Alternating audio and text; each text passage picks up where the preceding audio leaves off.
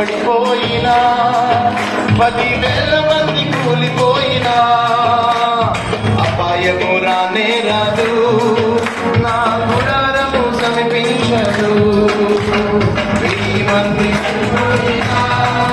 તમે જલ્દી इसको पगड़ी बोल के बाधा ना करिस मन ये काय कच का तो 100 आदमी पड़ जाते 1000 आदमी तार घरे लाग मर जाए काय तो बेचा है तो काय कीड़ा है तार घरे काय हानि है इनके पे ಇದರಲ್ಲಿ ಹೇಳುತ್ತೆ 100 ಅಲ್ಲ 1000 ಅಲ್ಲ 10,000 ಜನ ನಿನ್ನ ಮನೆ ಮುಂದೆ ಸತ್ತು ಬಿದ್ದರೂ ನಿನಗೆ ಏನೂ ಆಗೋದಿಲ್ಲ.